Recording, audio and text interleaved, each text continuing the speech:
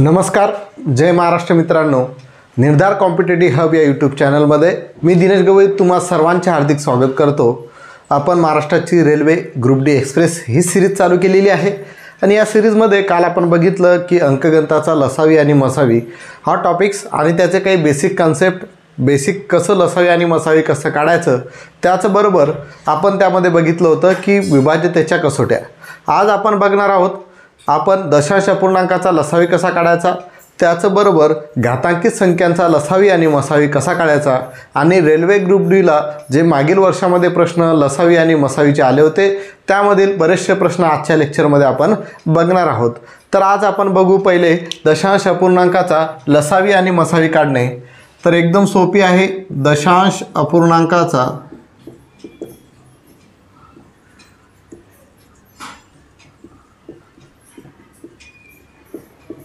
लसावी आणि मसावी काढणे.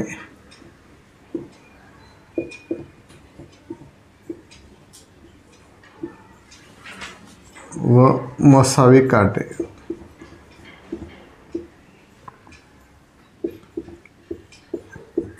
ठीक आहे. बघा पहिले एक्झाम्पल, समजा तुम्हाला दिलेला आहे 0.5, 0.15 आणि 25 या संख्यांचा लसावी आणि मसावी काढा. ठीक आहे.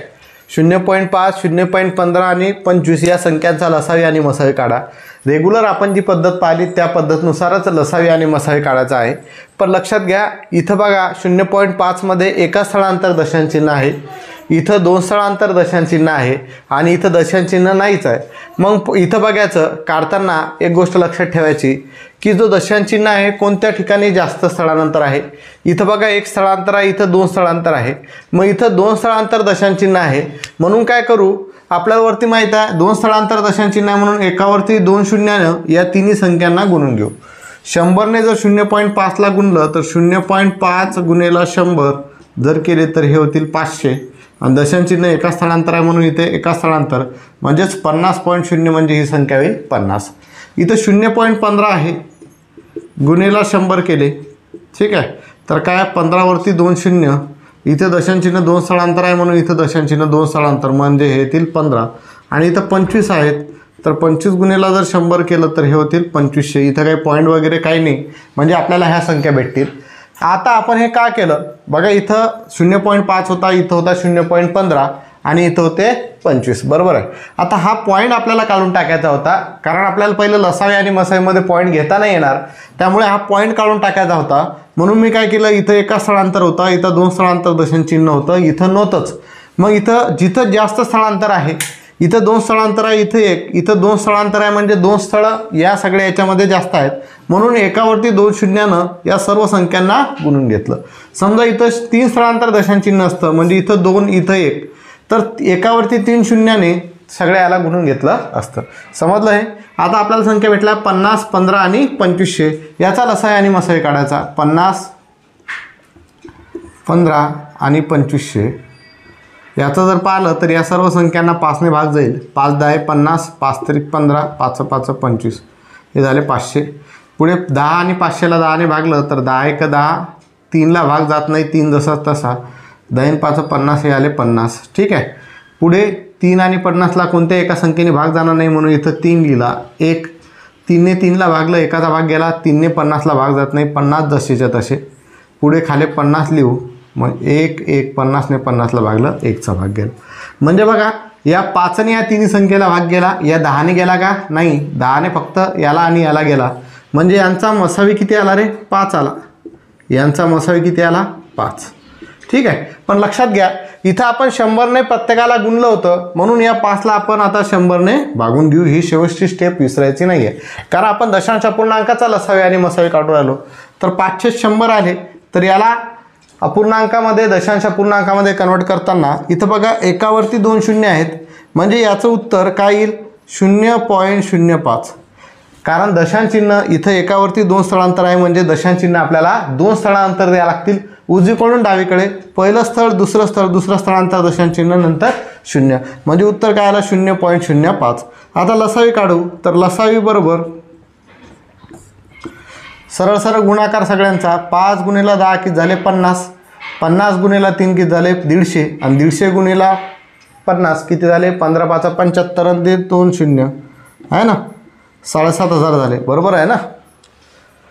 10 5 50 50 गुणिला 3 किती झाले 150 150 गुणिला 50 हा 15 5 75 आणि 2 0 7,500 झाले.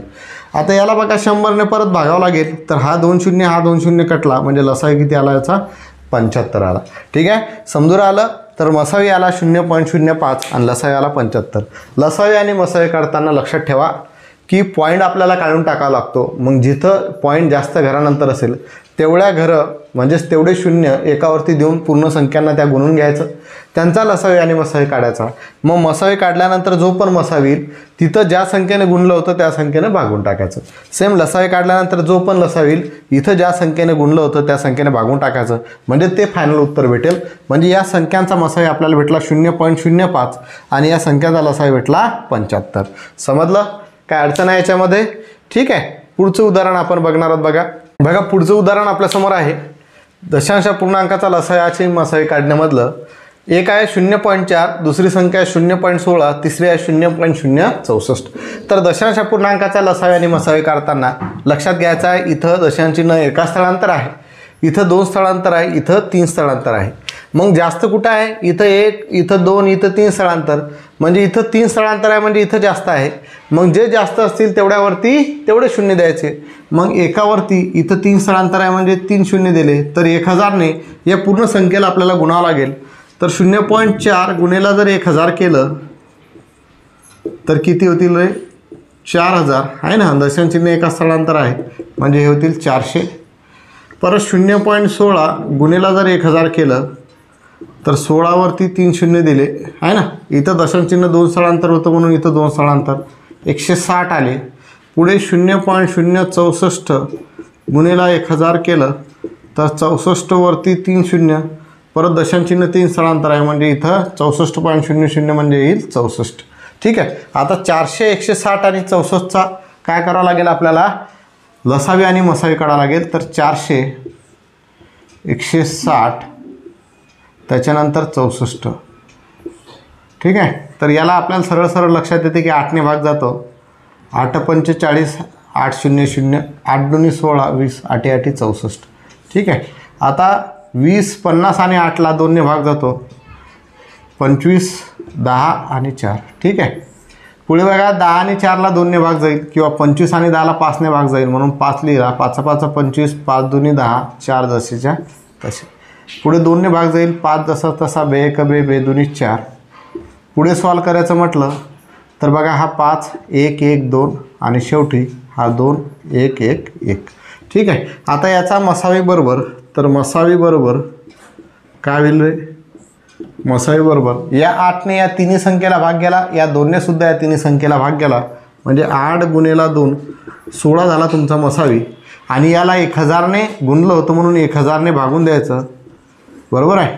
म्हणजे 16/1000 आहे. तर दशांश पूर्णांकात किती येईल एकावरती किती शून्य आहेत 1 2 3 शून्य म्हणजे जे पण उत्तर येईल तिथं 3 स्थळांतर दशांश चिन्ह येईल.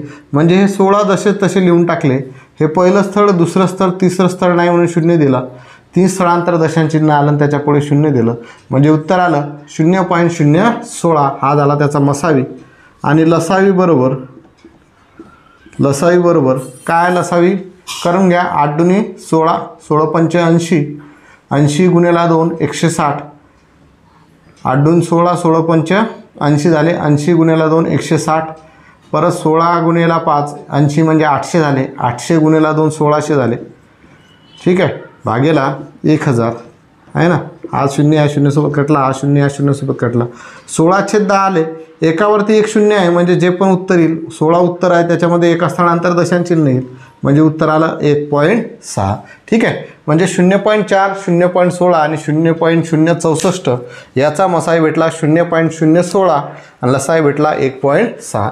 अशा तऱ्हेने आपण दशांश पूर्णांकाचा लसावी आणि मसावी काढू शकतो. पुढे आपण 3-4 एक्झाम्पल जे आहे तुम्हाला सोडवायला देत आहे त्याची उत्तरं तुम्ही मला कमेंट बॉक्समध्ये सांगायची आहेत. ठीक आहे.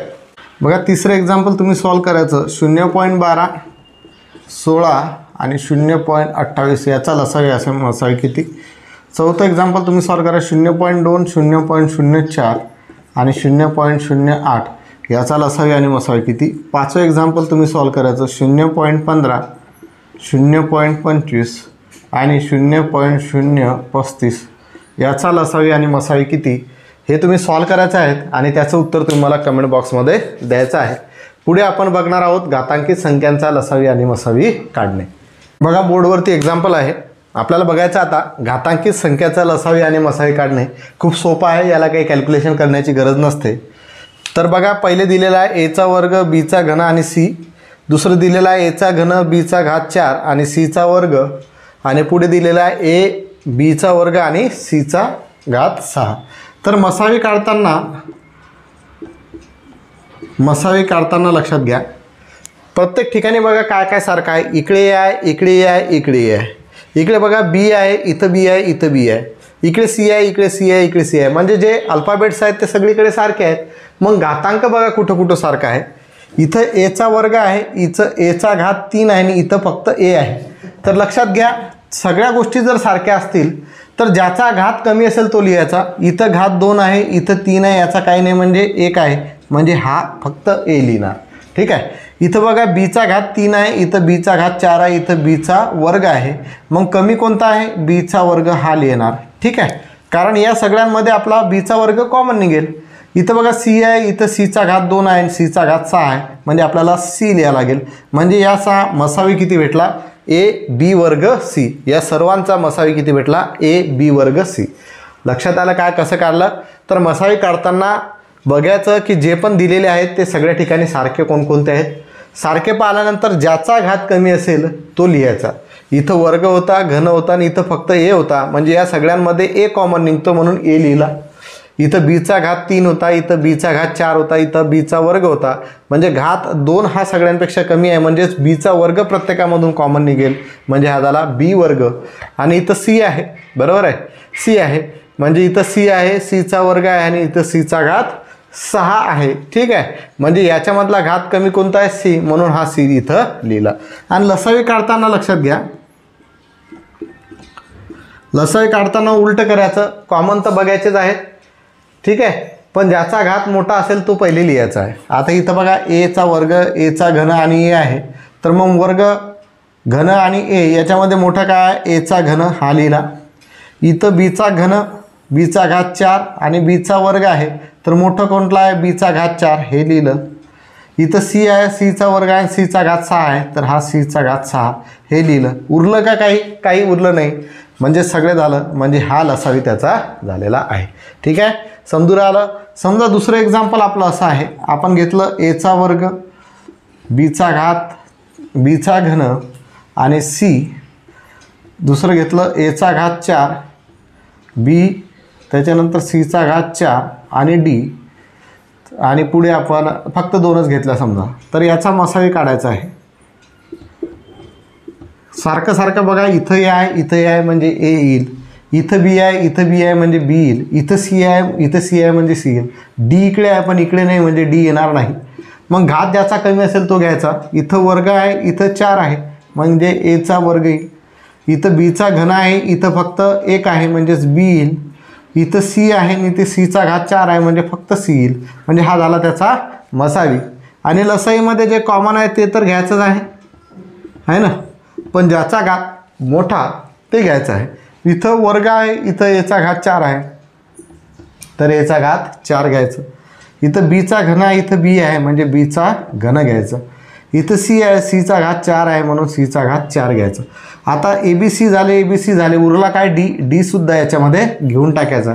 म्हणजे लसावी काढताना जे आहेत कॉमन ते सुद्धा घ्यायचे आहेत आणि जे उरलेलं आहे ते सुद्धा घेऊन टाकायचं आहे. म्हणजे एचा घात 4, बीचा घन, सीचा घात 4 आणि डी हा झाला आपला याचा लसावी. ठीक आहे. असे 1-2 प्रश्न आपल्याला परीक्षेमध्ये सुद्धा घातांकाचे विचारलेले आहेत.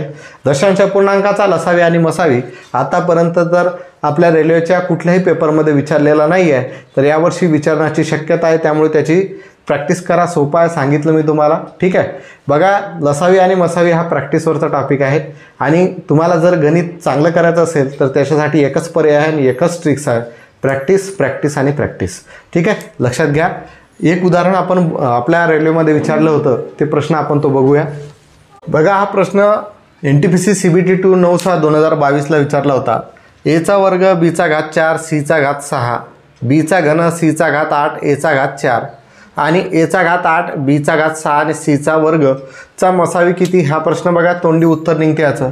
इथं ए आहे, इथं ए आहे, इथं ए आहे. मग ज्याचा घात कमी तो घ्यायचा. तर मसावी बरोबर इथं वर्ग, इथं 4 आहे, इथं 8 आहे, म्हणजे एचा वर्ग घ्यावा लागेल. आता बीमध्ये बघा इथं बी आहे, इथं बी आहे, इथं बी आहे, पण याचा घात 4, याचा 3, याचा 6 आहे, म्हणजे जो कमी आहे तो घेणार बीचा घन. सी इथं आहे, इथं आहे, इथं आहे, इथं घात 6, इथं 8 आणि इथं 2 आहे, म्हणजे सीचा वर्ग घ्यावा लागेल. म्हणजे हा मसावी तुमचा तोंडी आला होता. म्हणजे 1 मार्क तुम्हाला फुकटचा भेटला असता जर तुम्हाला हे माहीत असतं तर. ठीक आहे. नाही तर मग तुम्ही कोणत्या वेगळ्या पद्धतीनं करत बसाल तर ते उत्तर तुमचं चुकून जाईल. ठीक आहे. असाच एक प्रश्न आणखी विचारला होता, तो पण प्रश्न आपण बघूया. बोर्डवर तुम्हाला प्रश्न दिसेल. जर x बरोबर 2चा घन गुणिला 3चा वर्ग गुणिला 5 गुणिला 7चा घन, y बरोबर 2चा वर्ग गुणिला 3चा गुण गुणिला 5चा वर्ग गुणिला 7चा वर्ग आणि z बरोबर 2चा घात 4 गुणिला 3 गुणिला 5चा घन गुणिला 7, तर x, y आणि zचा मसावी किती हा प्रश्न आपल्याला विचारला होता. NTPC CBT 2च्या 14/6/2022च्या शिफ्ट 1मध्ये आपल्याला प्रश्न विचारला होता. तर मसावी बरोबर आपल्याला माहीत आहे, जे कॉमन आहे ते घ्यायचं आहे, पण ज्याचा घात कमी असेल ते पहिले घेऊन टाका. इथं 2 आहे, इथं 2 आहे, इथं 2 आहे. मग घात बघा, याचा 3 आहे, याचा 2 आहे, याचा 4 आहे, म्हणजे 2चा वर्ग लिहून टाकू. इथं 3 आहे, इथं 3 आहे, इथं 3 आहे, पण इथं वर्ग, इथं घन, इथं सिंगल 3 आहे, म्हणजे सिंगल 3 घेऊन टाकू. इथं 5 आहे, इथं 5चा वर्ग आहे, इथं 5चा घन आहे, म्हणजे फक्त 5 घ्यावं लागेल. गुणिला इथं 7चा घन आहे, इथं 7चा वर्ग आहे आणि इथं सिंगल 7 आहे, म्हणून फक्त 7 घ्यावं लागेल. याचा गुणाकार करावा लागेल. 2चा वर्ग तुम्हाला माहीत आहे 4, 4 गुणिला 3 गुणिला 5 गुणिला 7 करा. 4 त्रिक 12, 12 पंच 60, बरोबर आहे. 60 गुणिला 7, साइन 7 42, म्हणजे याचा मसावी किती आहे रे 420. एकदम सोपी उत्तर काही सेकंदामध्ये सॉल्व केलं गेलं असतं. असं तुम्हाला NTPC CBT 2ला विचारलेलं आहे शिफ्ट 1मध्ये 14/6/2022च्या. ठीक आहे. पुढचा प्रश्न आपण आणखी बघणार आहोत. बघा, प्रश्न विचारला होता. जर ए व बी या 2 सहमूळ संख्या आहेत तर त्यांचा लसावी किती हा रेल्वे ग्रुप डी 11/10/2022ला शिफ्ट 1मध्ये विचारलेला होता. सहमूळ संख्या म्हणजे कोणत्या संख्या हे महत्त्वाचं आहे. हे समजलं असेल तर उत्तर एकदम इझी आहे. सहमूळ संख्या म्हणजे क्रमाने येणाऱ्या 2 नैसर्गिक संख्या, क्रमाने येणाऱ्या 2 नैसर्गिक संख्या किंवा ज्या 2 संख्यांना फक्त 1नेच भाग जातो, अन्यथा कोणत्याही संख्येने भाग जात नाही, त्या संख्या असतात सहमूळ संख्या.